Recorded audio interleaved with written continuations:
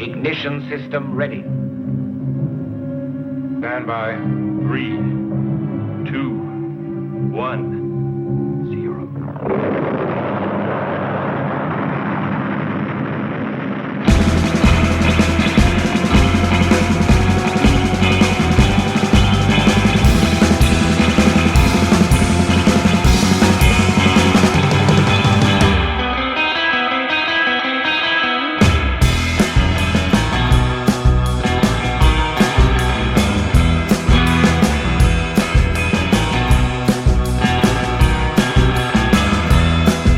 We're going to kick off episode 659 of the podcast devoted to the classic and sometimes not-so-classic genre cinema of yesteryear with a song from the surf band Interstellar Riders.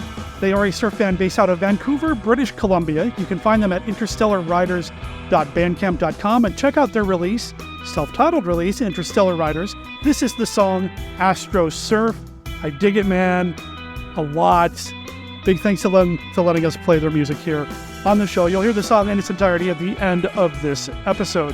What are we talking about this week? We are finally getting to what I've been wanting to talk about on the show for quite some time, but scheduling and just real life getting in the way of everything has gotten in the way of us talking about Jack Arnold films, but it's finally happening this week on the show, and I'm not doing it by myself. We are joined by a fellow podcaster, a fellow monster kid, a guy by the name of Vincent Hannam. He and I are going to talk about our top 3 Jack Arnold directed films without mentioning Creature from the Black Lagoon too much. Okay, I challenged myself to talk about my top 3 favorite Jack Arnold films outside of the Creature from the Black Lagoon films. I didn't ask Vincent to do this, but he did it as well. But we're both huge fans, so of course Creature Talk's going to come up, but that's okay. It's my show, I make the rules, and my rule is I talk about Creature from the Black Lagoon any chance I get. But no worries, I had a grand time talking about other Jack Arnold movies with Vincent. It was great to get to know him a little bit. In fact, we're going to play around to the Classic 5 with him as well and talk a little bit about what he's up to, his podcast, Camp Kaiju, and his writing and his background. And, you know, I think I made a new friend. And I think we may have even made a new Monster Kid Radio irregular, because I imagine we're going to have him back on the show. No spoilers, but just saying. Now, that's not all we've got going on this week. We also have Kenny's Look at Famous Monsters of Filmland, and I'm going to do this a little bit different this time. Kenny's Look at Famous Monsters of Filmland will happen after the main conversation. Check the show notes at monsterkidradio.net to check out the time codes for which section of the show happens where. And the reason I'm doing this is some of the movies that Kenny brings up are movies that Vincent and I talk about, and I kind of want to surprise y'all with the movies that we're going to talk about. So Kenny's segment, which is packed full of great information, you know what? He does such a good job with the research. He's got the entire library, the archives of Famous Monsters of Filmland there in front of him. And as soon as I tell him what we're talking about, he dives in and he produces an incredible segment. And he's got a great segment this week. So stay tuned for that after the conversation with Vincent. Before the conversation with Vincent, though, Mark MATZKE is back with another Beta Capsule review. And just like Subaraya Productions, they took no breaks between the end of Return of Ultraman and the beginning of Ultraman Ace. He is taking no breaks here because Mark is diving right in to Ultraman Ace with his Beta Capsule review. And it's a fun one. Ultraman Ace is one of these series that I don't think a lot about, but every time I watch it or think about it, it's like, oh yeah, that is kind of cool, isn't it? So I'm looking forward to beginning the Ultraman Ace journey with Mark on this week's episode of the podcast. Before we get into the rest of the show, though, just on a personal note, you know, I know a lot of you are friends with me on Facebook and various social medias, and I just wanted to take a second to thank everybody who's been reaching out to me, helping me out, offering me words of advice, words of support, that sort of thing. I may be through the tail end of the darkness that I've been dealing with, and, you know, here on Monster Kid Radio, I love my monsters. I really do. I love my monster movies. I love my monster media. I just love my monsters. In my office right now, I've got a Red King vinyl figure in front of me. To my left, I've got a Frankenstein action figure, a Dracula action figure, the Wolfman and the Invisible Man playing a round of the Creature from the Black Lagoon pinball game as like a little setup display thing. I've got a Creature from the Black Lagoon movie poster up on the wall. It's a reprint, not the original, unfortunately. I've got a lobby card from Dracula vs. Frankenstein. I've got a Daniel Horn print of a Boris Karloff painting. I am surrounded by monsters, and that's how I like to live my life. However, there is one true life monster that I deal with on a regular basis, and I know I'm not alone in this. I'm talking about depression. I do work with my doctor on a regular basis to treat my depression. There are medicines and therapies that I can take and do with doctor supervision, and it's something that I've struggled with for several years now. In fact, when I think back on it, I think I probably have struggled with depression most of my life, but I didn't actually take the dive into trying to treat it and find help until maybe like the past 15 years or so.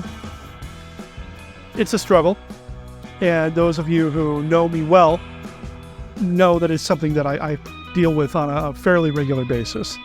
Since we've been back from Kuwait, my wife and I have been trying to find our place back in the US, back here in the States, trying to figure out where we fit and what our next steps are, what our next goals should be, and where we should be going with our lives. And she's working now, but we're still looking for haunt opportunities for her. So, hey, if you know of any haunted house attractions that are hiring in your area, please drop me a line, because we're looking for our next haunt adventure. And we traveled to Kuwait for a haunted house attraction. We're not afraid of traveling.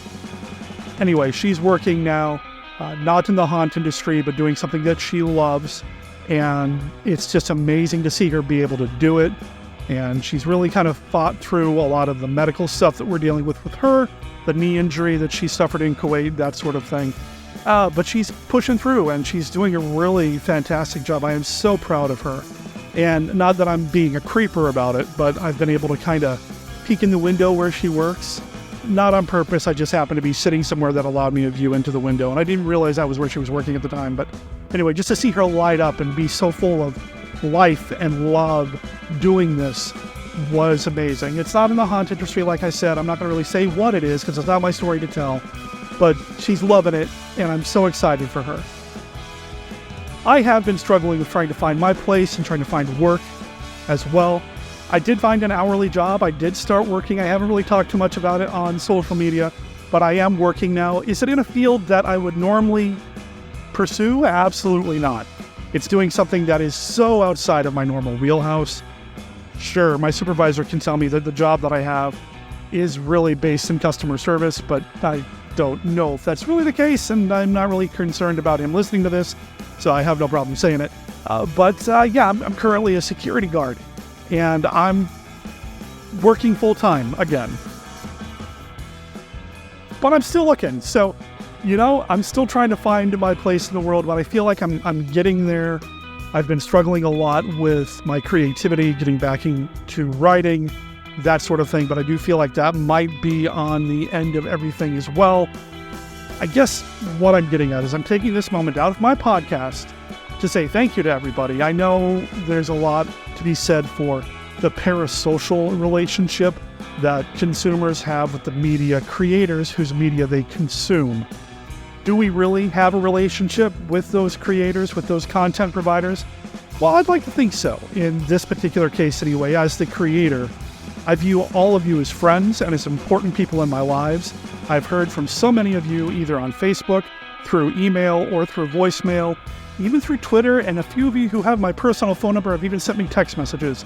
I just want to say thanks, because y'all have had my back as we've been trying to rebuild our life here in the States after coming back from Kuwait a little earlier than planned.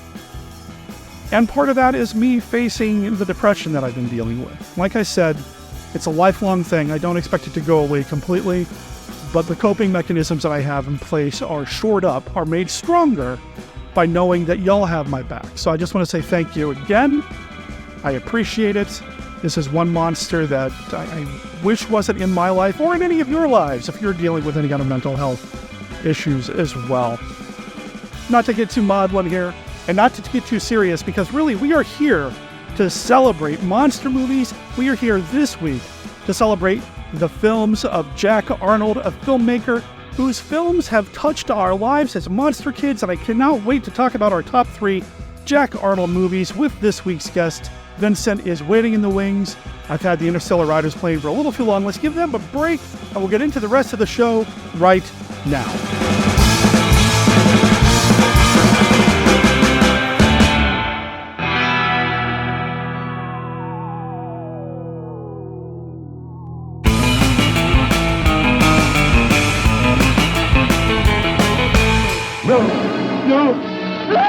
Sheer, stark terror grips you in underwater 3D in Creature from the Black Lagoon. The most terrifying monster of the ages rises from the sea, raging with pent-up passions. Making every man his mortal enemy, every woman's beauty his prey. Creature from the Black Lagoon in 3D, starring Richard Carlson and Julie Adams. Every horrifying scene leaps out of the screen right at you. A Universal re-release, rated G. Here's the funniest war ever waged. The war that had to be lost to be won.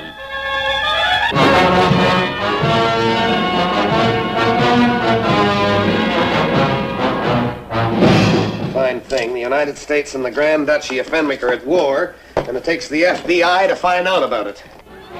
The United States invaded by the smallest country in the world. Hey, see that big building? Well, I saw it first. It's mine. The Mouse That Roared, the film that united the nations in roars of laughter. Starring an hilarious new personality, Peter Sellers, in 3 gloriously funny roles. Peter Sellers as the noble statesman. There isn't a more profitable undertaking for any country than to declare war on the United States and to be defeated. Peter Sellers as the fearless leader. Men of Fenwick, when you hear the name of Grand Fenwick, do your hearts swell with pride? Yes! And if your country calls, will you rush to enlist? No! Oh. Peter Sellers as the Grand Duchess. Do give my love to your president, will you? And Mrs. Coolidge, too. See this man of many parts and the woman in his life who opens her arms to this lovesick, seasick man of war. You can turn around right now and kiss me if you want to. Really? Really? Meanwhile, back in Grand Fenwick, the happy citizens prepare to welcome the victorious American army. But little do they know the tragic truth. Well, Your Grace, I knew it'll come as a surprise, a pleasant one, I hope, but we sort of won. Sort of what? We guarantee that this is the funniest motion picture ever to come out of the Duchy of Grand Fenwick. You read about the big splash it made in the Saturday Evening Post. Here's what some of the world's keenest and most objective minds have said about The Mouse That Roared.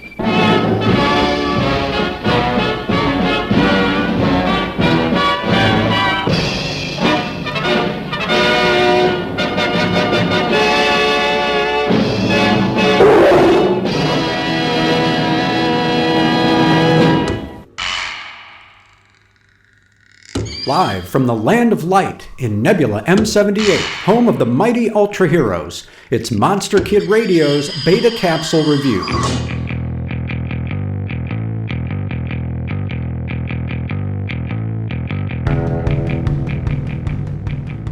Ultraman Ace, Episode 1. Shine, the 5 Ultra Brothers. Terrible monster Veracron is on the rampage in Fukuyama City, laying waste to the industrial sector with its fiery breath.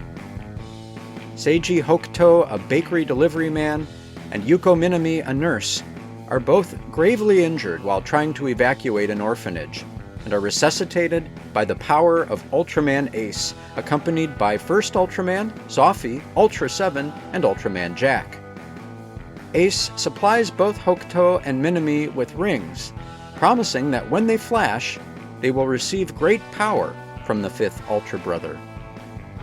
The two move to Tokyo to begin training with the Terrible Monster Attacking Crew, or TAC, quickly proving to be talented pilots and valuable team members along with Yamanaka the Marksman, Yoshimura the Walking Encyclopedia, Kono, an expert in rocketry, Mikawa the Communications Chief, and Captain Ryu.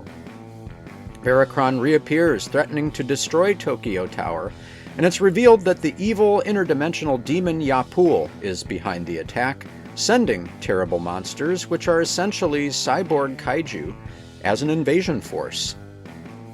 attack, fights valiantly against the monster, but when Hokuto and Minami's rings flash, they discover that together, they become the vehicle for Ultraman Ace to intervene.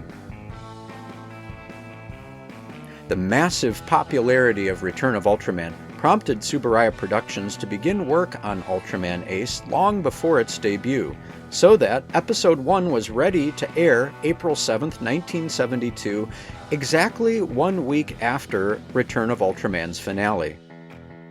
Shine, the Five Ultra Brothers is a colorful and rambunctious start featuring instantly likable main characters, a nimble acrobatic hero, and a novel mode of transformation involving 2 human hosts. As the theme song says, "Fight on, Ultraman Ace, our ace of space." For Monster Kid Radio's Beta Capsule Review, this is Mark Matzke reporting.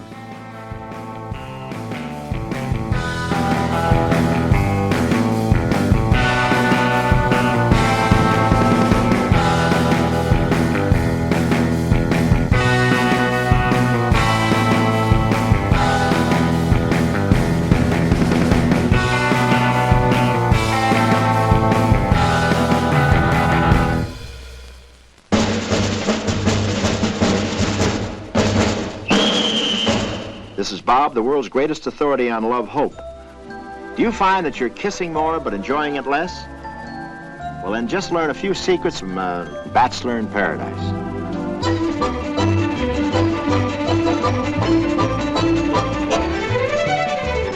But I'm the safest man in California. You've never met a more determined bachelor than me. Well, that's obvious, but it still doesn't make you any safer, you know. Bachelor in Paradise is the riotous inside story of what goes on in those suburban housing developments when the husbands go off to work and the wives take lessons in love from the expert. You'll awaken passions you've never known before. Bachelor Bob calls it research. The Hope Report on American Housewives. You gotta give this lad E for effort. He can't pilot a washing machine or a garbage disposer or even navigate in a supermarket. And as for babysitting... high tide. Aren't you supposed to powder them first? No, you oil them first. Oil? This kid hasn't done 1,000 miles yet. But when it comes to women... I'm not made of stone, you know. No, not unless they're doing some new things with it. Oh, please, you gotta come and clear my name. My whole marriage hangs in the balance. The couple next door do their own research. It's those kooky young lovers of Where the Boys Are and Honeymoon Machine, Jim Hutton and Paula Prentice. Baby. Let's skip dinner. Lovely, luscious Lana Turner. Never so gay or so gorgeous. I can sail a boat, bake strudel, and I play a mean piano. Among other things. Let me hear a little more about the other things. Bachelor in Paradise is more than the adventures of a zany love researcher. It's a story about you and me, about the way we live and the way we love. As human and humorous as these angry husbands on the march. They're all coming. Over the wall. Order in the court. Well. Our ladies wearing lipstick and dresses during the day. Nobody wraps garbage like that unless there's some hanky-panky going on. Nous voulons la faire chaque semaine. We could have conducted the most marvelous experiments together. Look. Rosemary, what are you doing in my bed? And what are you people doing in my boudoir? Oh, no, you don't.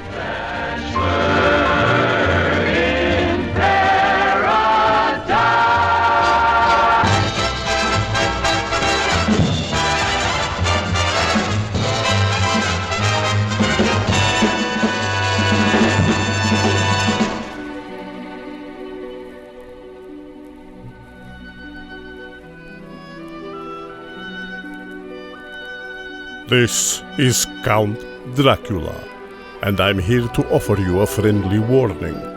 Derek and his guests often get excited, and occasionally this results in revealing key plot points of the movies they're discussing. You know how the children of the night, monster kids, can get sometimes. So consider yourself warned, and don't come begging to me to kill them for their transgressions afterward. I have more pressing issues to take care of, like that pesky Van Helsing.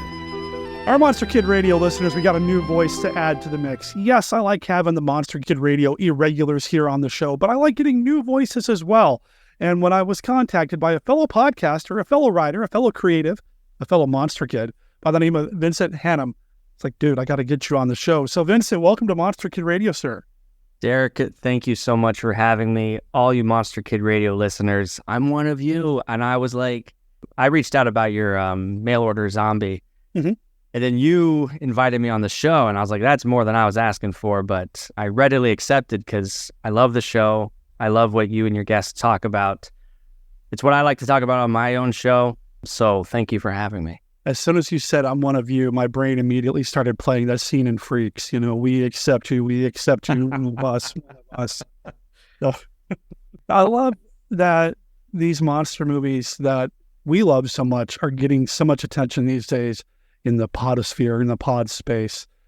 And you mentioned your podcast. What is it you do? I co-host and produce Camp Kaiju Monster Movie Podcast. I started this right in the thick of the COVID-19 pandemic. It was early 2021 when Godzilla vs. Kong was about to be released. And I went down a huge Godzilla rabbit hole. Like we do every once in a while, we go back to our favorites. And I realized I need to talk about these movies with somebody. Why don't I start a podcast? It's really grown a lot. The show has grown a lot since in those 3 years. Me and my co-host he's a horror novelist named Matthew Cole Levine, and he and I are about to kickstart our 4th season this summer. So stay tuned. Right now we've been releasing a lot of backlog material. I just had a baby 6 months ago. So congratulations. Thank you. So especially to your wife. Yeah. Yeah, no joke there. But everyone's in like we're in a good space now. We have a routine figured out more or less. So the hiatus is over. I'm going to get back to podcasting and talking about these movies. Podcasting is so fun. I've been doing it for almost 15 years now, and it's just become part of who I am. It's such an incredible medium, and to be able to connect with people, either the producer-listener relationship or having people on as guests, interviews, things like that, the connections that we make within the community that we're already a part of, to me, is probably one of the most important parts of podcasting. So thanks for coming on and helping us build the connection between MKR and Camp Kaiju. Yeah, and I couldn't agree more. It's the connections. I like Monster Kids. Like, we love our community, and we love finding people just like us. So what more can I say? Thank you. Exactly.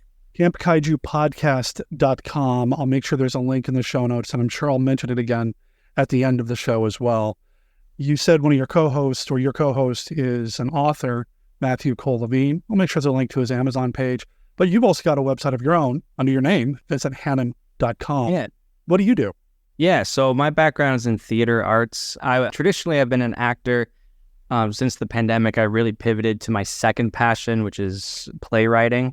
And no surprise, most of my scripts involve monsters. I have a Frankenstein adaptation that's been performed in Chicago, in Oklahoma, kind of all around the States. I have a horror musical comedy called Sharknami the Musical. So it's like Sharknado, but I really did my own thing with it. But sharks rain from the sky, and it's really great. I love it. It's been performed a couple times. That's what I do as a writer. That's what speaks to me thematically and dramatically. I will make sure there's a link to that as well, of course. So listeners, go over to monsterkidradio.net and check out the show notes to keep up with everything that Vincent's up to and what the Camp Kaiju podcast is up to. Going back to Camp Kaiju real quick, you just mentioned something about, I haven't listened to this episode yet, but you just did an episode on Lovecraft some more. So, I think we're going to get along just fine. Yeah. That's what I was saying earlier. Like, that's one of those subgenres of monster movies that it's a rabbit hole I haven't gone down all too much. But my brother, who guests on those episodes on Camp Kaiju, like he's a big Lovecraft fanatic, so I really lean on him to fill me in. But movies like, outright Lovecraftian movies, The Color Out of Space, which was recently remade, but that's had a lot of older adaptations. Die Monster Die, for one, with Boris Karloff, which I don't know if I can admit this, I haven't seen that movie yet, but you do see it, you're in for a treat, man. It's so fun. Nick Adams is amazing in it. Oh, I didn't even know Nick Adams was in it. Well, he's the good guy. He's our hero. Well, that's what I'm watching tonight. Hopefully you like it and we can stay friends. We were talking before we started recording, and you just referenced this, that there are so many different little subgenres in the horror genre, the monster movie genre. There is so much still out there for even somebody like me to discover. And I've been at Monster Kid Radio for quite some time now, and there's still stuff that's new to me. In fact, one of the things that I watched today to get ready for our main topic of discussion was new to me, and I'm so glad I checked it out. It wasn't a movie, it's a TV show, and I'll talk about it later. But there's still so much more out there. I always worried at the very beginning of doing Monster Kid Radio that we were going to run out of movies to talk about, because it's not like they're making any more classic monster movies. But there's still so much out there, whether it's some real low-budget independent stuff from Poverty Row, or luchador movies from Mexico, or the German horror films, or the stuff they were doing in Italy at the time, whatever. There's all sorts of stuff out there to explore. And for you, it just happens to be Die Monster Die. I can't wait to hear what you think of it. Exactly. It's a good one. It's a lot of fun. I like it a lot. It's probably not the most pure Lovecraft adaptation, but it's still a fun movie. If it has Boris Karloff in it, I won't hate it, right? Yeah, that's how I feel about Karloff, Lugosi, and John Agar, who I used to call the three patron saints of Monster Kid Radio. Put them in the movies, and I'm in. Yeah, love it or hate it, I'm there for it. We'll be talking a little bit about what you're up to and what you do, but there is something that I have done in the past on Monster Kid Radio to let our listeners know a little bit more about our guest. And since you've never been here before, your first time here on the show, I'm going to pull out the old Classic 5 deck. The Classic 5 is a game that we play here on Monster Kid Radio. I've got a literal deck of cards here, and each one of these has a this or that, true or false, which movie do you prefer style question on them. All the questions are about classic monster movies. There are no wrong answers. It's just a way to let us get to know you a little bit better. How do you feel about playing around with the Classic 5? I'm ready. I'm ready, Derek. I've got my game face on. Let's do it. Right on. Well, like I said, there are no wrong answers. Here we go. Card number 1. What is your favorite classic monster movie sequel? The first thing that came to my mind was Frankenstein Meets the Wolfman. Yes. Wolfman sequel, and it's the 4th Frankenstein sequel. No, 3rd. No, it's the 4th. Bride, Son, Ghost. Oh, yeah, you're right. Yeah. 5th in the franchise for him. It's just, as a kid, these were my 2 favorite monsters thrown in a movie. As I got older, I have a more discerning eye for, how it's put together. But again, how can you go wrong at the Wolfman and Frankenstein's monster? And I've said this before on the show, for my money, even though I've watched so many zombie movies, Frankenstein Meets the Wolfman has the best resurrection from the dead sequence I've ever seen. When the Wolfman comes back to life after the moon shoots through the crypt window. That's right. I love that sequence so much. And now that you mention that, I want to talk about this movie on Camp Kaiju, because like in my mind, it's more on the campier side by the end. But in the beginning, the movie takes itself very seriously, like just what you're describing. That's a well shot scene. Yeah. All right, card number 2. Who is your favorite Godzilla foe? Oh, these are good questions. Okay, again, I gotta go with the first one that comes to my mind. Okay. Megalon. Ooh, okay. Megalon is such a unique design with the rotating drill hands. Also spits fireballs, and is a giant cockroach. The early 70s Godzilla pictures aren't, again, quote unquote, the best. But I feel like with Megalon and Gigan and Mechagodzilla, the creators just kind of went for broke and created these really outlandish monsters. And those are really interesting to me. Like, I would love to see a modern reinvention of Megalon, for instance. Ooh, that could be fun. Yeah, it's just fun. That could be a lot of fun. I like it. All right, card number 3. Which movie do you prefer? Planet of the Apes or Planet of the Vampires? I've never seen Planet of the Vampires, actually, but... Oh, no. There's another one you need to watch, man. It's really good. Making a list. But Planet of the Apes, especially, I mean, they're all good, but the 70s run of those 5 movies, I recommend them to anybody in terms of taking themselves seriously. Like, they're campy, but the social messaging is incredible. I love the Planet of the Apes films. That 5-film run, I love them. Mm-hmm. They're just fantastic. They do get a little cheesy in bits, but I love the music. I love the performances. So yeah, I would probably go Planet of the Apes over Planet of the Vampires. But Planet of the Vampires, Mario Bava, it's really good. Highly recommended. All right. All right, card number 4. What character from a classic monster movie would you like to own as an action figure? Well, considering I already own the Wolfman and Frankenstein's monster, and the Invisible Man, actually, who do I need to complete my collection? You know who I'm really into right now is the Phantom of the Opera. Oh, okay. The original Lon Chaney scene? Yeah, Lon Chaney, yeah. Okay. Right on. All right, final card number 5, has to do with horror hosts. Interact with the film or just shut up and show the movie? It depends. But I think, like, I love and appreciate the MST 3000s and Svengoolies. Actually, something like Svengooli where you have the host where you watch the movie uninterrupted and then you can have some banter, like take it in chunks. Yeah, that's what I would like. Okay. But otherwise, let me just watch the movie. And all right, well, so that was the classic 5, and I know I said there were no wrong answers, but you got all the right ones, so... Ooh, well, Planet of the Vampires threw me. So. Well, you know, like I said, there's so many more movies out there to discover. So, you know, and your prize for getting all the right answers is that you get to talk about Jack Arnold here on the show. Yes, can't wait. Jack Arnold is one of those directors who is responsible for some phenomenal movies when it comes to the kind of things that we love here on Monster Kid Radio. Obviously, you know, Creature from the Black Lagoon, it's right up there. It's my absolute favorite film of all time. People who listen to the show already know this. But what about you? How did you first come to Jack Arnold? And so Creature from the Black Lagoon is one of those movies I grew up on. Shout out to my mom. She had an old VHS copy that I watched over and over again. So, like, I just knew Creature from the Black Lagoon forever and ever. Sure.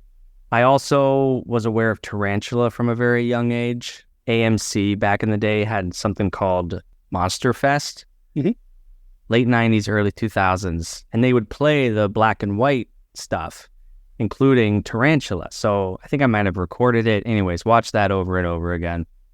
But then it wasn't until I started Camp Kaiju and I started to revisit and really dig into the classic monster movies and started to develop my own artistic taste as a writer. Because then I started to gravitate towards monster makers like Guillermo del Toro or James Whale, creators who make arguably silly things, but very fantastical things, but they take it very seriously and they understand, like, and I'm all about social messaging and the metaphors.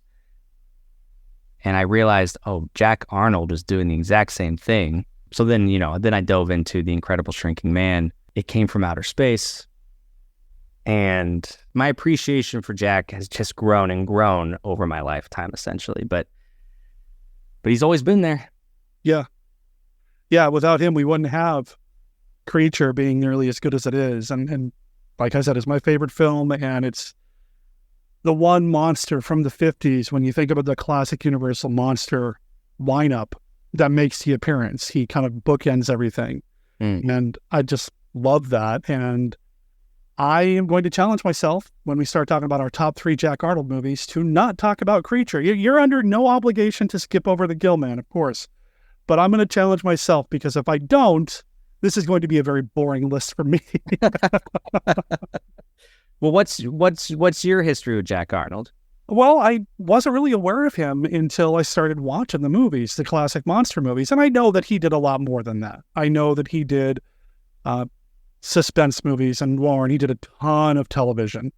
And I think I was probably first exposed to Jack Arnold through the Brady Bunch without really realizing what I was watching.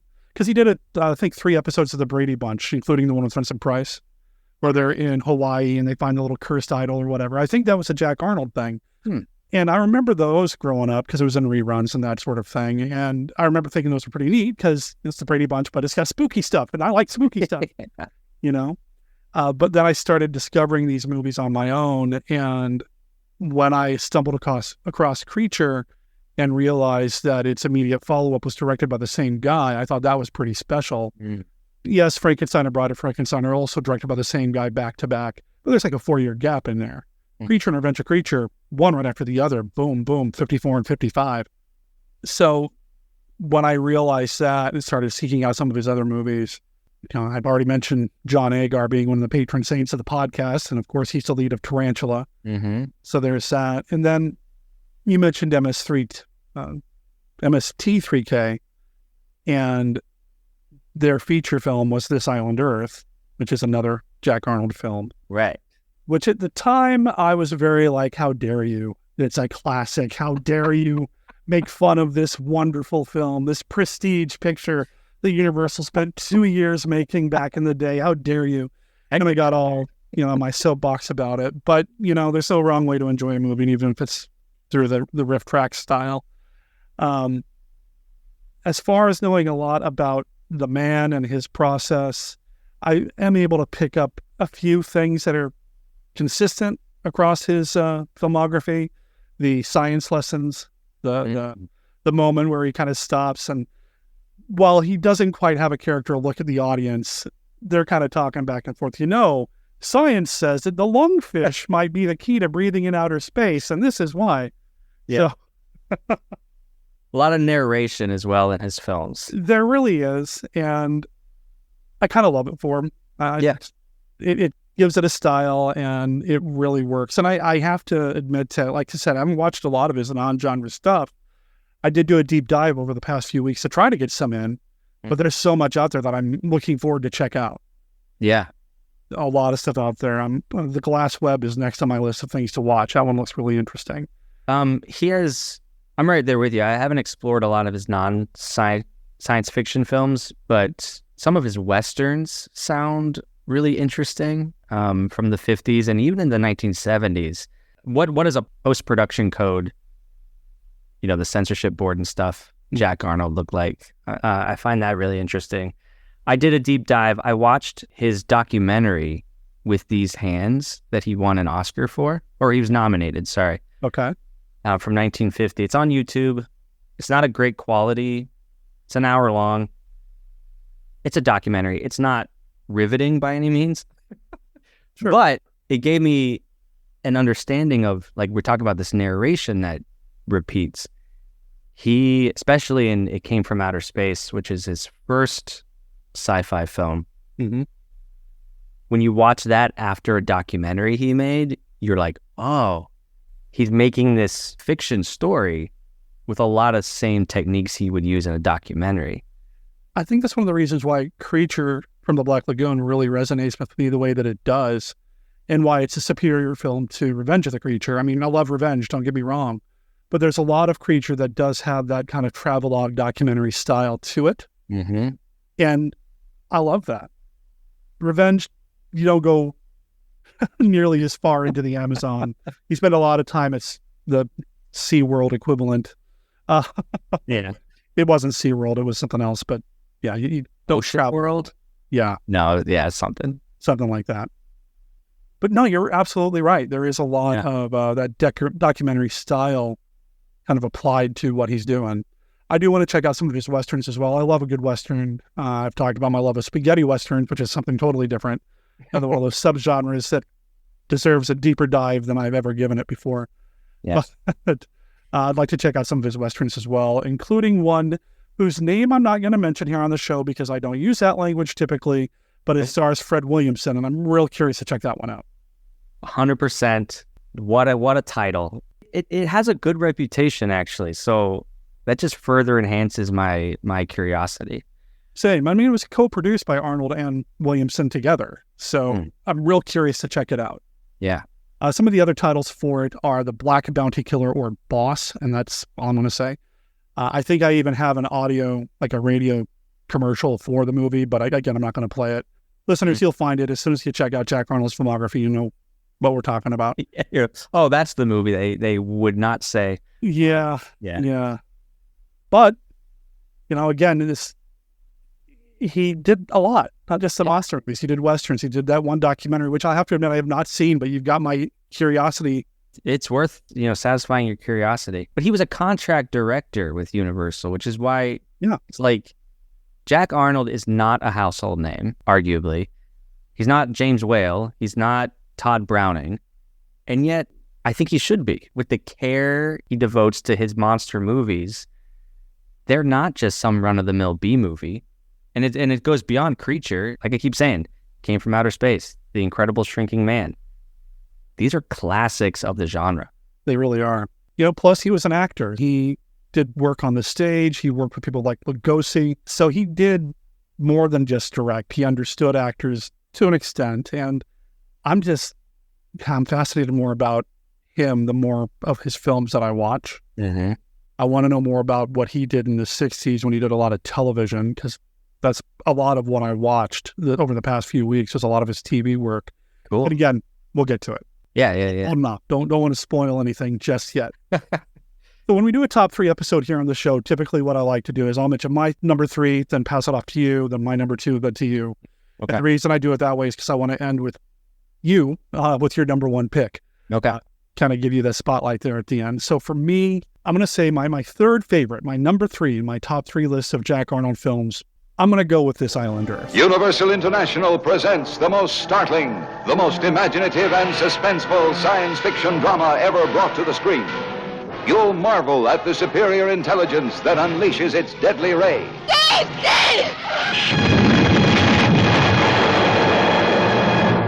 Or can kidnap an airplane in flight. They're pulling us up.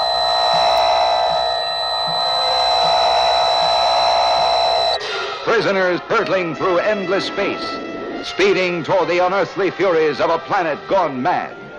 See sights never before dreamed by man. The battle between guided meteors and deadly rays. They're gonna hit us! They're gonna hit us! This is really such a beautiful film. I even make jokes about using an interocitor when I'm trying to connect with a guest to have them here on the show. We're going to communicate with Zoom, Skype, or interocitor, To me, it is a beautiful film. It's a big film. The Metaluna mutants are amazing to look at. Yeah. The monster design in that is fantastic. The music is gorgeous. Just everything about This Island Earth to me really hits hard, and I really love that film. I think I probably saw it years before MST3K got their hands on it. I can't remember when. It was probably a VHS tape somewhere. But to me, that's my number 3 pick when it comes to Jack Arnold films. It's okay if we have some overlap. Okay. I suspect, given some of the genre titles that he's responsible for, we probably are going to have 1 or 2 overlaps here. Yeah, I wouldn't be surprised. I'm going to pass it off to you and say, what's your number 3 Jack Arnold film? Okay, my number 3 is one I've mentioned already. It would be 1955's Tarantula. Okay.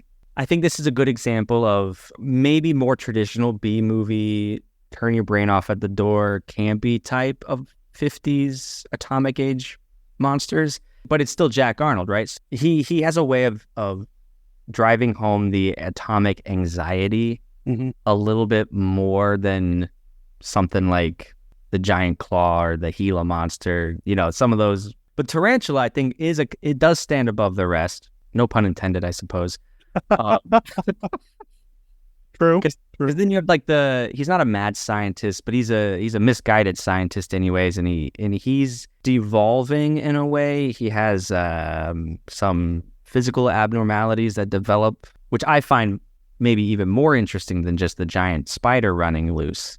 It's that dichotomy that I'm like, this is a campier movie than most Jack Arnold films, but I like it for that. It's good stuff, and it's good comfort food. I put that on whenever I need to kill an hour and a half or something. It's got a very early Clint Eastwood appearance at the very end of the film. You got John Agar, you got Mara Corday. And there are some like really intense action scenes when the detectives are investigating some cattle or sheep that have been killed. And you just find what ends up being pools of venom. That's dark. Wow. That's cool stuff. All right, so for my number 2 pick, man, I'm looking at my list here, and I've been debating whether or not I want to swap these two, but I think I'm going to stick to my guns here. Does it have more to say than what my number 1 pick is? Yes. Is it maybe even technically a better film in terms of like the production and the effects? Yes. But I'm still going to put The Incredible Shrinking Man as my number 2 film. Woo! It's a great film. It has a lot to say. Towards the end, it gets very philosophical. Mm-hmm. There's skirting around talk about religion. There's just a lot going on here. The relationship between the Incredible Shrinking Man and his partner, and then the friend, and what's going on there, and how she's dealing with what's happening to her partner. It's a solid film. And there is some real terror there, too, when he is fighting off the spider. Mm-hmm. Spider. Yeah, I know. Spider appearance, yeah. I do think it's probably, of all the movies that I'm going to talk about today, technically, the writing, the performances, it's probably a superior film, but the feeling I get from it is a little heavier than the other films that I talk about today. Yeah. That's not to say I don't love this film. I really do. But I do feel like I need to be in a certain mood to watch it. That's totally fair. We will talk more about Shrinking Man in a little bit. I kind of figured. Based on your reaction, I kind of figured. But yeah. I'm curious as to what your number 2 is then. So my number 2, so I like the fun stuff, but I like a thinker, especially with my science fiction and horror movies. Okay. This is a movie from 1958 called The Space Children. Space Children, spreading a network of terror through a top-secret missile base in a nation's desperate hour of decision. Space Children, the dangerous pawns of a power so strange that no sentries can stop them.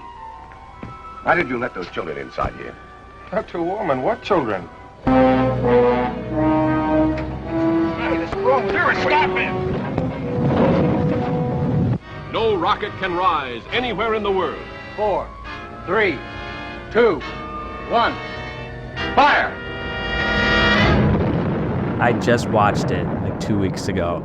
Yeah? I'd heard about it. It's his last science fiction movie. It's the last one he made in the genre.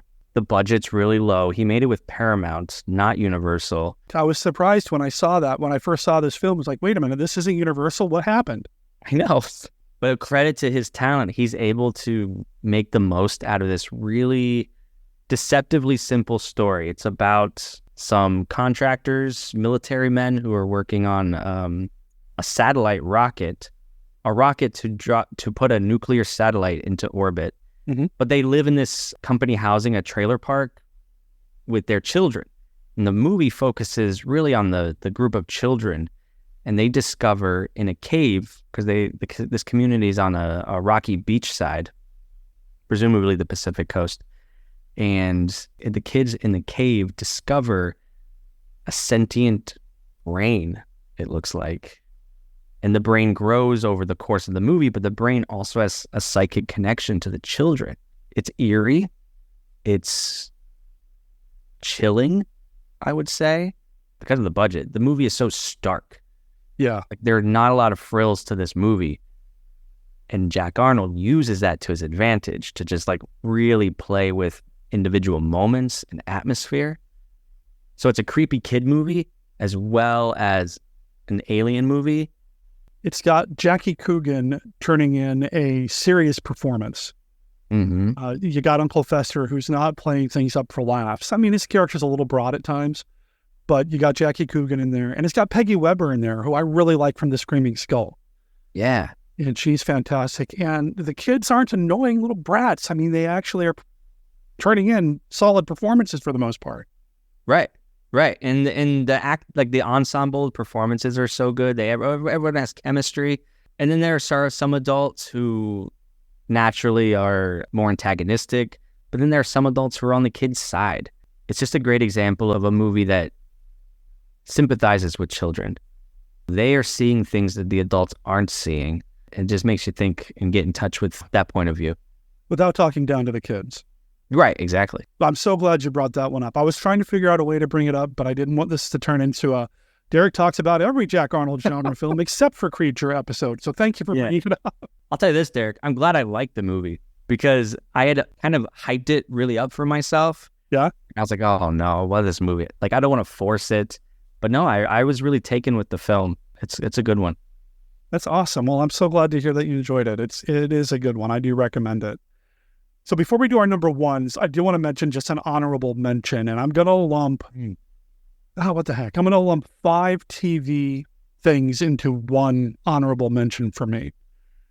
Jack Arnold directed one episode of the TV show Suspense, which I really like. It's a TV show. It was an anthology show from the 60s. This is a non-genre show, but it is a thriller type show. And he did an episode called One Tiger to a Hill. I recommend that. And then if you want some genre stuff, he did 4 episodes of Science Fiction Theater. Science Fiction Theater is another anthology show. And he did the episodes Time is Just a Place, No Food for Thought, Spider Inc., and Sound of Murder. Sound of Murder has Whit Bissell in the cast, so there's our creature connection. Wow. No Food for Thought revisits some themes from Tarantula, because you've got this group of scientists who are trying to figure out how to solve the running out of food or the food shortage potential crisis coming. So you're dealing a little bit with that. And they, of course, do some things to themselves that they don't give themselves acromegalia, but they still do something to themselves that could cause a problem. But the one episode of Science Fiction Theater that I really liked is called Time is Just a Place. And that is an episode that I feel like could have been expanded into a full feature-length film. It has all the Jack Arnold elements. It's got the let's pause and have a science lesson moment.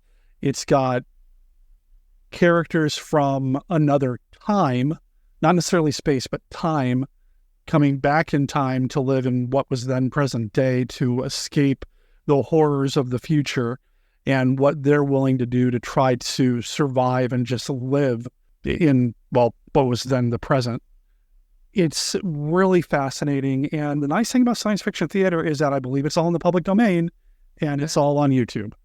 So that's where I watched all 4 of these episodes. Actually, the Suspense episode as well, I watched on YouTube, although I don't think Suspense is technically in the public domain. I think it's an orphaned work either way. I was able to track those down, and I would recommend them. They're short. The Science Fiction Theater is only a half-hour show. It's about 22 minutes with commercials.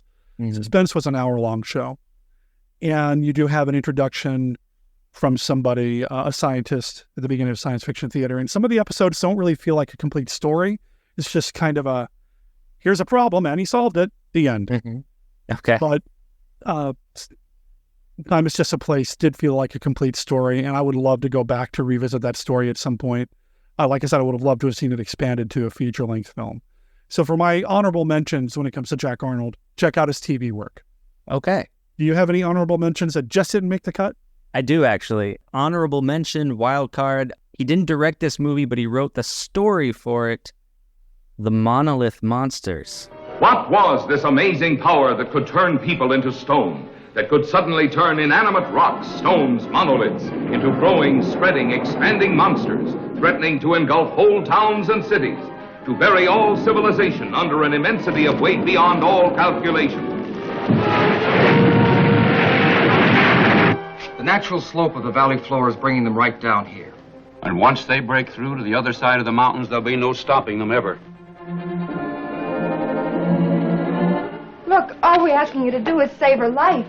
I can't cope with something I don't even understand. Ready. Hit it, now! I'm in love with this movie, Derek. I only saw it like 2 years ago, but I'm obsessed. And he only wrote the story. But, you know, allegedly he was going to direct it, but he was tied up with The Incredible Shrinking Man, which was a big A picture. Like this, Universal was pouring a lot into it. So naturally, Jack Arnold was tied up. The Monolith Monsters, I would say, is a B movie, but it's got that touch. It still has the Jack Arnold flair to it. And I think the guy who directed it may have done second unit for Revenge of the Creature. It was John Sherwood, and he directed the third Creature film, Creature Walks Among Us. That's it. Yep. Thank you. Yeah. Anyways, for anyone who doesn't know, the Monolith Monsters is about a meteor that crashes to Earth. But lo and behold, these space rocks grow when they are hit with water, which doesn't sound dangerous, but then the rocks grow larger and larger, and soon the town realizes these rocks could literally overrun the world and destroy everything. It's a silly idea, but it takes itself so seriously. I love that. I mean, speaking of Lovecraftian, it's a Lovecraftian story. It's a horror story. It's a monster movie. I didn't even think about looking at the stuff that he had written as honorable mention or even potential for my top 3, but man, this one's so good. Yeah. I know I've talked about it here on the show in the past, sometimes with Chris McMillan from The Shadow Over Portland, and sometimes just because I just love it so much. Mm-hmm. This is a solid pick. Underrated, too. Yeah. Like, nobody talks about the Monolith Monsters. You know, and I wonder if it's because there's not a humanoid-looking monster in it or like a identifiable creature. Giant rocks. How do you make that scary as opposed to a guy in a suit or using photographic effects to make a tarantula look huge, you know? I know. But it's too bad because it's really good. Yeah. Yeah. Good stuff. So for my number 1, I've already mentioned it. I think people kind of know already. I'm going to go with Tarantula. It's a fun movie. Hey. It's got John Agar. But what if circumstances were to magnify one of them in size and strength, took it out of its primitive world and turned it loose in ours? Then expect something that's fiercer, more cruel and deadly than anything that ever walked the earth. Even science was stunned. The new atomic miracle should have been mankind's greatest boon. Instead, when such power to cause phenomenal growth proved dangerously unstable, man was confronted with his most shocking blunder. The isotope triggered our nutrient into a nightmare. A blunder that transformed a tiny insect into the 100-foot spider that was now ravaging the panic-stricken countryside. I love the setting of this. And you brought up the Monolith Monsters. It's set in the Southwest. Tarantula is set in like a Southwestern environment as well, which is my preference. I currently live in the Pacific Northwest where it rains all the time, and I love it. And I love the green, and I love the rain. I hate the snow. I hate the winters up here. So much so that when we were coming back from Kuwait, we intentionally waited until the big snowstorm that was happening here was over because we didn't want to deal with any of it. So, you know, having that kind of desert landscape, I just love the colors and the feel of it. Yes, these movies are in black and white, but I was born in Tucson, Arizona. I got family down there. I know what the colors are supposed to be. Yeah. And I react well to that. John Agar is fantastic. You know, whether he's playing a hero scientist or a hero military man or whatever, I don't care. It's John Agar, and I'm along for any ride he wants to take me on. And Mara Corday is fantastic as well. I know that I talk a lot about Julie Adams. I used to call her my 50s girlfriend. But if she's busy, you know, I'll take Mara Corday out for the night. I mean, yeah, well, unless I'm on a date with her first. Dude. Okay. All right. I get it. But I love Tarantula. I really do. Yeah. So that's my number 1. And I have a feeling I know what your number 1 is. Well, I think I alluded to it earlier, but it is The Incredible Shrinking Man. The Incredible Shrinking Man.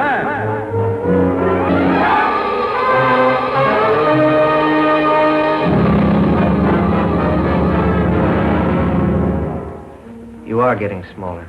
There's no medical precedent for what's happening to you. I simply know that you're getting smaller. I want you to start thinking about us, our marriage. Some awful things might happen.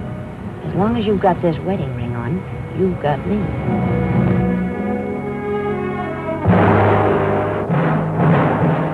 This is Orson Welles speaking.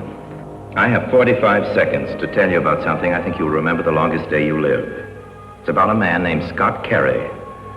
A few months ago, he was 6 feet 2 inches tall and weighed 190 pounds. Today, he's 2 inches tall, and you can hold him in the palm of your hand. Now he lives in a world where he must fight for his life, a world where a friendly house cat is a predatory monster. I saw it years and years and years ago.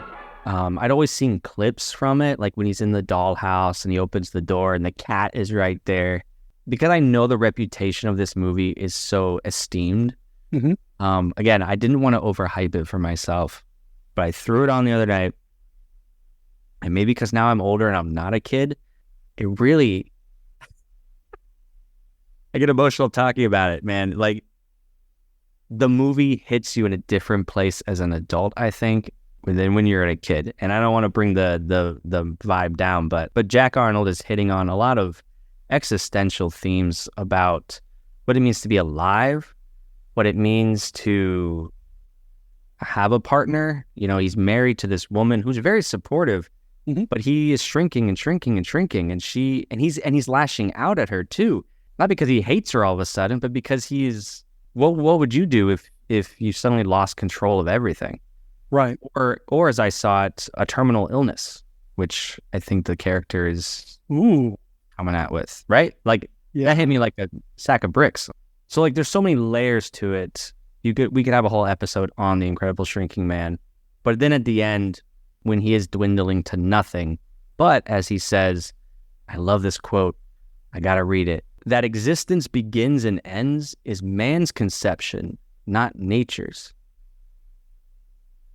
And actually it makes me feel really good about myself, that beginning and ends, at least the Incredible Shrinking Man tells me, is a human invention, concept, that if you believe in a greater life force, whatever that may be, then what is the end, right? And leave it to the Incredible Shrinking Man to ask those questions. Sure. Blew me away. The film was co-written by Richard Matheson, so you've got some real cred here to... How could I forget? So you've got some real cred here to handle these themes, and I could see definitely what you're saying, where you're coming from in terms of watching it as an adult versus, you know, a kid who's like, oh, we're going to watch a cool sci-fi movie. He gets really small and he fights, you know, a spider. That's cool. But as you get older, gosh, now do I want to watch it again now? Or is it going to bring me down? I don't know. Make sure you're in a good headspace, right? Yeah. You know, like I was saying, I feel like I got to be in the right mood for it. Yeah, but it does offer so many thrills too, and there's a lot of adventure and some funny things too. Like, there's still humor in the movie, which, yeah, I just think it hits all the right notes for me. Well, I feel like this has been a journey just talking about some of these Jack Arnold films. And I didn't have to resort to talking about Creature from the Black Lagoon too much.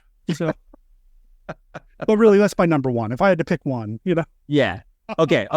All right. Top 3, including Creature. There we go. Yeah. Creature's right up there. And of course, I love Revenge of Creature too. So I don't know, you know. Do you just bump your bottom 2 then? Oh, if I had to do that? Yeah, I probably would. Yeah, me too. Yeah.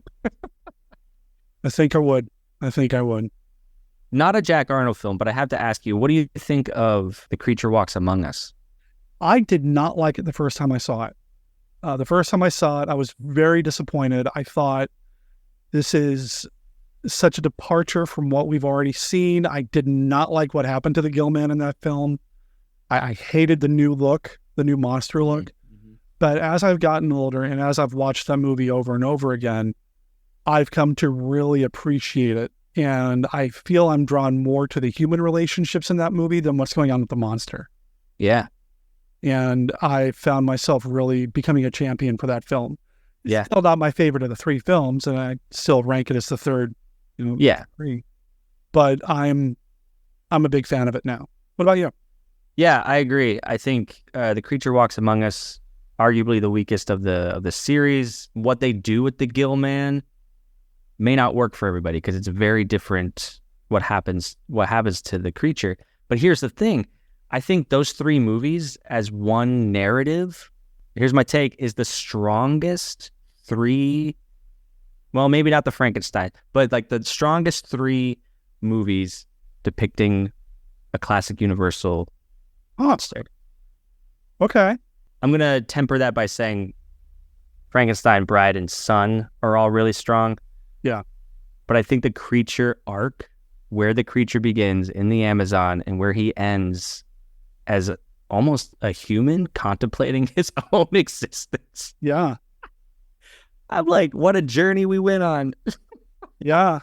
And it's got a definitive ending. I know a lot of people kind of lament the whole Abbott and Costello never got to face the Gill-Man in a film, right? And they did all the other monsters, but they never did the creature from the Black Lagoon. But how could you do more with the creature after a creature walks among us? That's just I don't know. You could, or even need to. It's almost as if the creature series went out before it became a parody of itself. Yeah. Right? Yeah. I think that's what resonates with me. I like that. I think I'm going to start using that too. I like it. I'm going to steal it.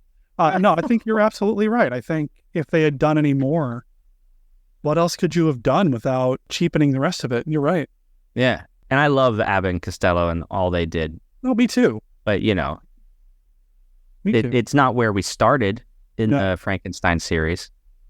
No, not at all.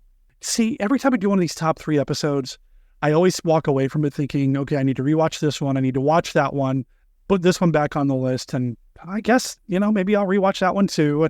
But I'm going to watch the documentary first. I'm going to watch With These Hands first. I will rewatch Creature Walks Among Us again here soon because it has been a while for me. Right. And that's one of those ones I'll go back to. I'm wondering now if I could, just set aside a good 5-6 hour block of time and just watch all 3 back to back to back. I think that's the way to do it. Yeah, that might be fun. Well, this has been fun, and I knew this was going to happen. We started talking about other things that weren't really on the schedule. And anyway, this has been fun. Before we wrap up, again, Camp Kaiju. Yes, Camp Kaiju.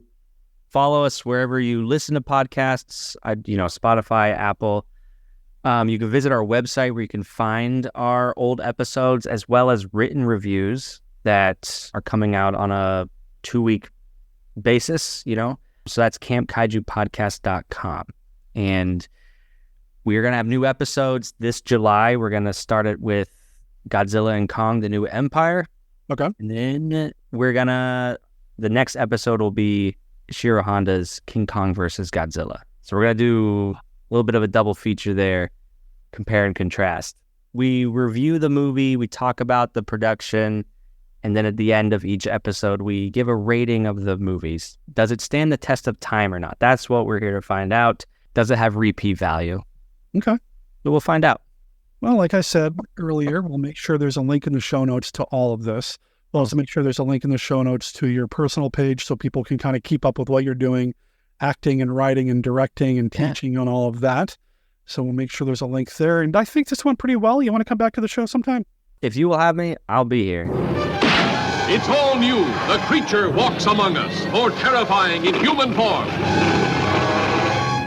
Striking at the heart of the city with inhuman fury.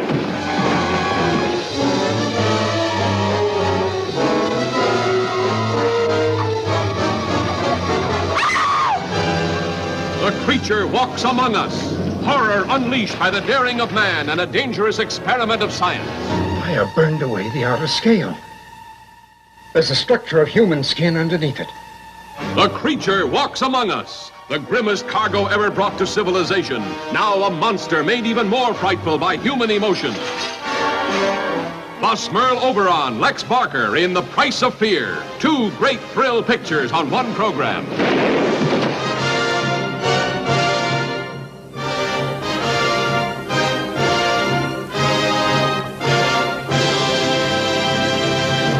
Hello there, Monster Kid Radioheads. This is Kenny with a look at Famous Monsters of Filmland.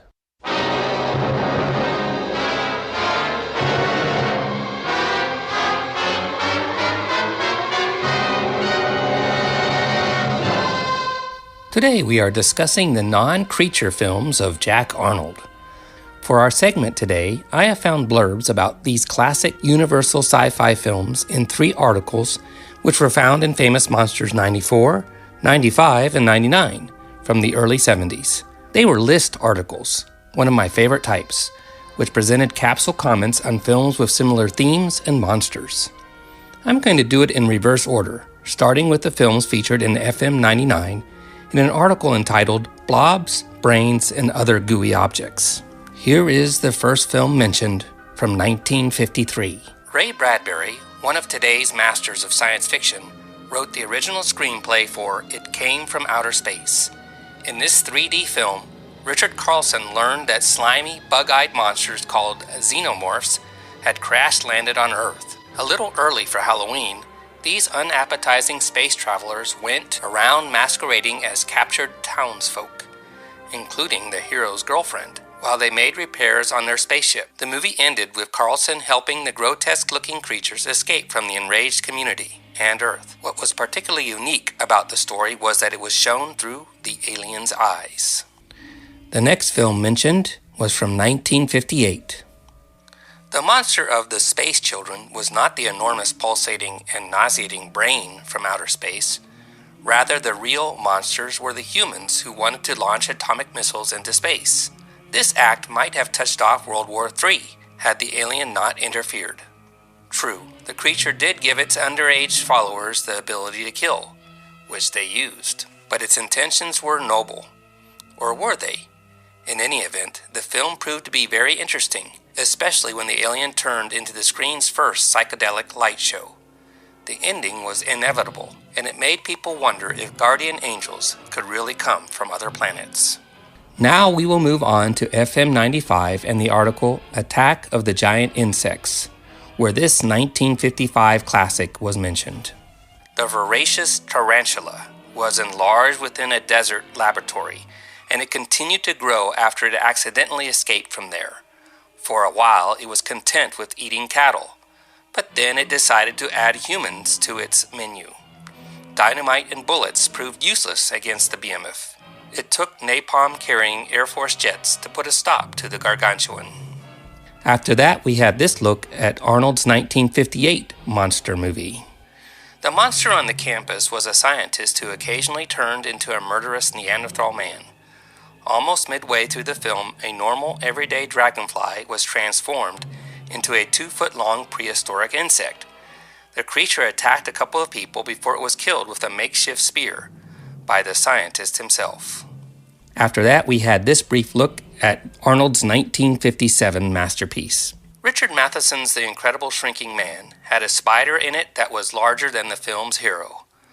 Of course, the hero was less than an inch tall when he fought the grotesque horror in his own basement. The hungry arachnid nearly won the battle, but a pen used as a spear finished off the monster. In FM 94, in the article Shock-a-Bye Baby, about movies with shock endings, The Incredible Shrinking Man got a final mention with its moving finale. Spoiler alert. As in Richard Matheson's novel by the same name, The Incredible Shrinking Man also lacked a happy ending. This was interpretive, but it was filmed with an optimistic outlook. The hero remained infinitesimal, trusting to God that it was for the better. As a bonus segment within this segment, I want to read from a feature article from FM 31 from 1964 about one of Arnold's films which probably made no one's top 3 list, but has a special place in my heart as I remember seeing it on Creature Features September 14th, 1974, and it scared 10-year-old Kenny B. The time was 1958. If you were listening to your radio, suddenly you heard a screeching announcement that went something like this. It happens before your terror-tortured eyes. Campus co-ed becomes captive of monster created in college laboratory. Students become victims of a mysterious beast in the terrifying story of scientific secrets discovered but not controlled. Monster on the campus. See the incredible aftermath of an innocent experiment that went wrong, making every student in the college prey to the fang-slashing fury of a strange monster. You'll shriek with terror as you see it happen before your eyes. An unforgettable experience in horror. The latest entry in Hollywood's horror sweepstakes, they called it, for sheer shock value, they promised, and the shocks come hard and fast.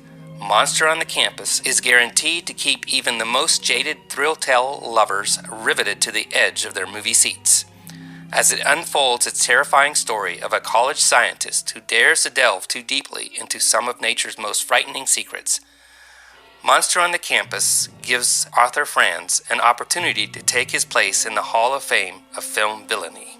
A brief beginning-to-end synopsis followed, and then the article finished with this. Horror touches in the film were handled by Russell Meddy, Ace movie cameraman. His eerie tricks, it was told, added immeasurably to the horror element of this mystery thriller. A gent who specializes in adding the gruesome pictorial touch to a script already replete with spine-tingling situations, it was reported.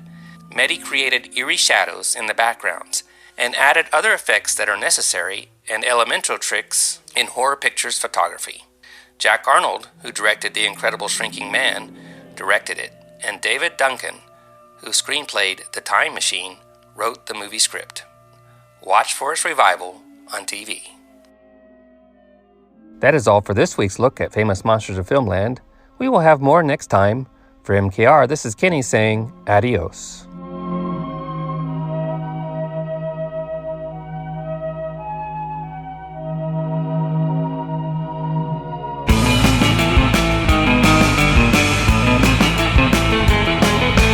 Have something you'd like to share with Monster Kid Radio? You can email the podcast at monsterkidradio@gmail.com, or you can call and leave a voicemail at 360-524-2484. And any feedback that you have for the show, it doesn't have to be about this week's episode. It can be about any episode, anything Monster Kid related. Or if you're aware of a Monster Kid event happening in your neck of the woods and you want to tell other Monster Kids about it, call in or write in and let me know, and I'll make sure we boost that signal.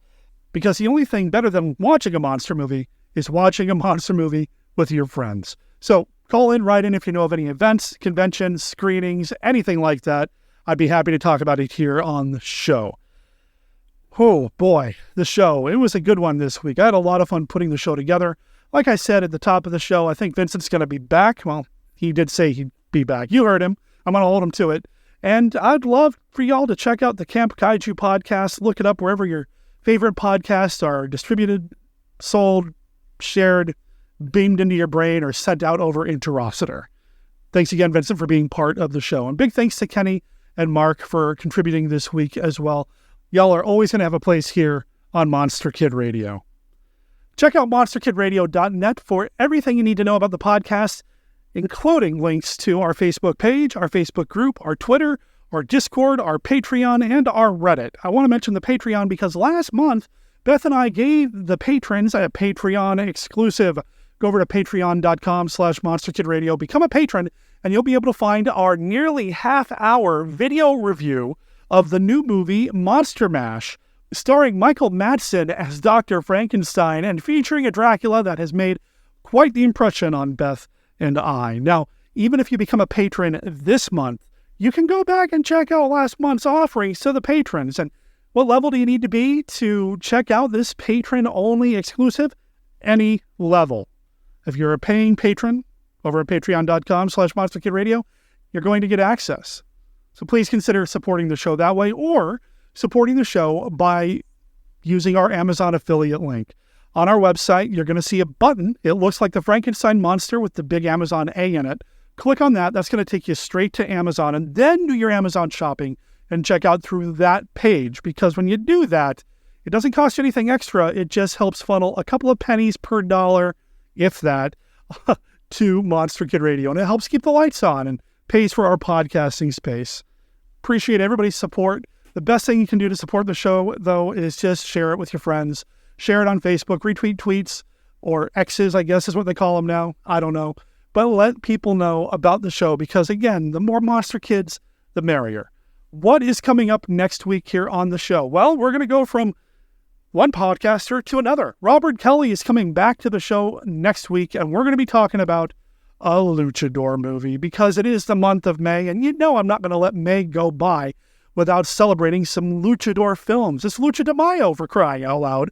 And next week, we're going to talk about the very first Santo film, whose name I cannot pronounce because I cannot roll my R's, but it is translated to Santo versus the Evil Brain. Sometimes it's called Brain of Evil.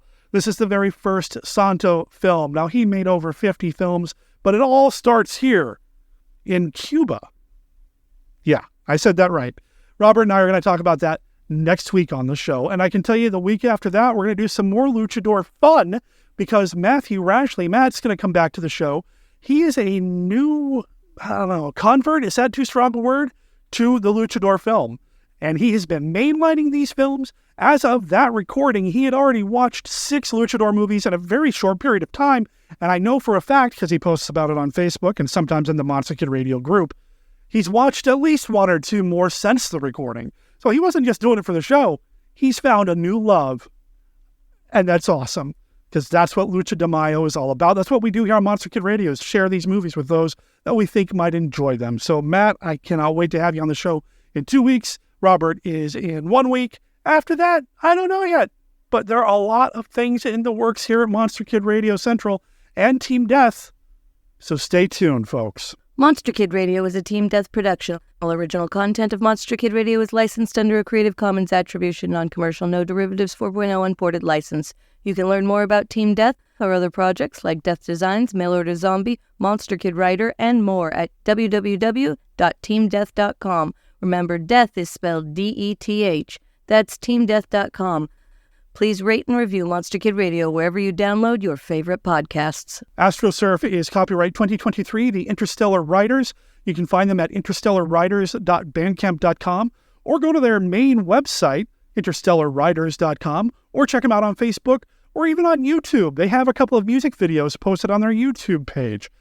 I'll make sure at least one of those YouTube music videos is available over at monsterkidradio.net. So make sure you check that out. Check out their album and let them know that Monster Kid Radio sent you. My name's Derek M. Cook. I'll talk to everybody next week when I'm going to be putting on my luchador mask. Ciao, or should I say adios. Ignition system ready. Stand by. 3, 2, 1, 0.